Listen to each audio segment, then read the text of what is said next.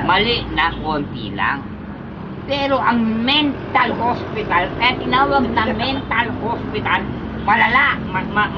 Yung mental difference na yun. Yung maski na sino, tinitira niya, gano'n. Malala na. Yan nga tawag na mental. Iba yung mental telepathy. Tama na? Paano yung telepathy? Yung mental telepathy, yung tinatawag natin yung ipalimig yung matindi. Kaya meron siya tinatawag na, no, mental telepathy. Iba yung therapy.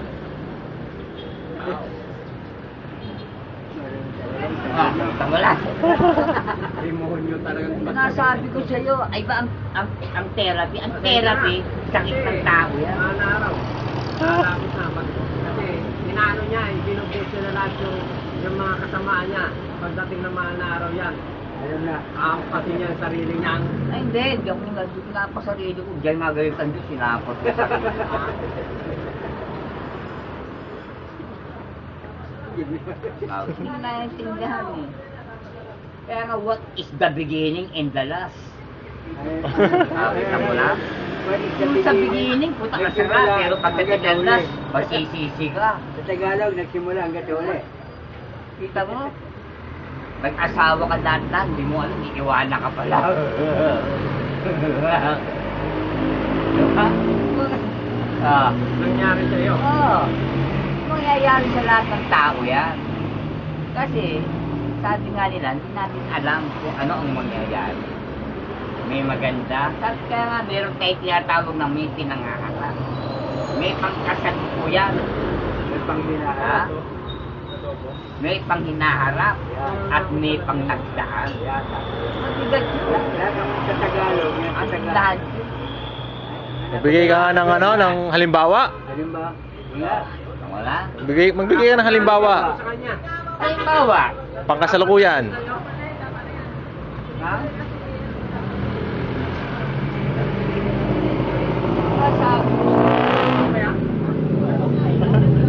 Kaya ganun din yung what is the beginning and what is the last and what is the middle.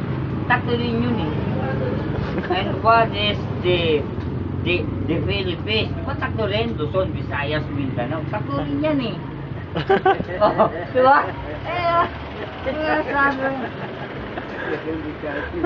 Yung ibig sabihin ng apat, hindi mo alam, di ba? Yung apat asulok ng daigdig, Palawan. Hindi, Yan, hindi mo alam. hindi Palawan. Tsaka parang nag-cross kayo sa sarili mo. Tulog ng daigdig. Hindi mo napangalan. Wala makakuha mo.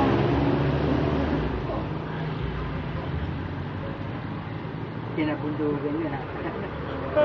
Maraming ang pagdating mahal na araw, maraming nagbubuhat-buhat kunwari ng pinapalo-palo, hindi nga sasaktan. Ako, ang pahawakan mo ng latigo, yung latigo ng pangkabayo, pag pinalo ka, baka bitawan yung puso. Magtatakbo yan. Yung aaray-aray siya. Eh, ano may mga ganun, mga gumaganap doon. Kasama ninyo, kunyari, pinapalo, pero masakit yun. Ako pahawakin mo ng latigo, pag pinalo ko ito, bibitawan yung putatak ko na malayo yan, parang kabayo. Paano yung pinantodo yan? Bitawan yung puso, tatak ko lang. Sa ewan ko lang lang. No, hindi totoo yung ganun.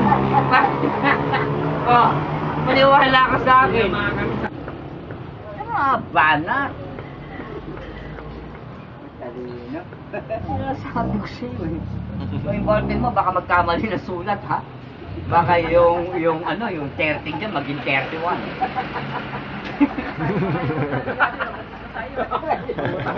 Eh, look, sinungaling yung boyfriend. Hindi ko naman sinabi kayo sinungaling. Eh, kung balik ka rin ng boyfriend yan. 13 pesos pa ito, naging 31 pesos.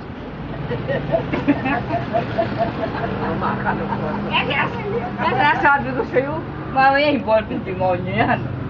Sulat ka na sulat, mali pala. Oo. Kalamuan. Halika na! Ha? Udat. Sakay na tayo. Ikaw eh. Hiro pa yata eh. Ha? Sabay na kami ni Aso. Tama na yan. Para kami Commonwealth. Nasabi ko sa'yo, eh, ang laki pala sa lamin mo. Hindi ko alam. Daw kay salamin, no, sinungaling din yan. Tamo, alam mo kaya naging sinungaling yung salamin? Tanggalin mo yung salamin, ang labo ng tingin mo. Ikabit mo yung salamin, ang linaw. Di ba sinungaling? Ah, di ba? Ah. Sabi mo dito. Ah, di ba? Ah, mali mo na nga, mali-mali pa rin sinusulat mo. Bakit?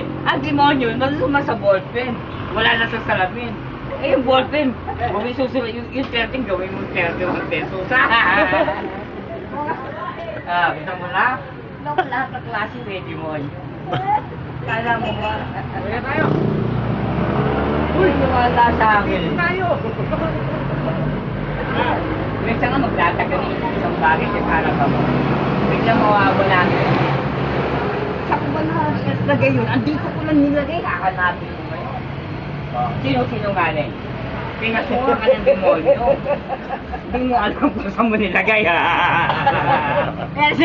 Pinasuha ka ng demonyo. Pero alam mo kung saan mo nilagay. Oh, kita mo? Pinasuha ka ng demonyo. Oh, kita mo na. Tapos makikita mo rin. Ah, oo. Oo.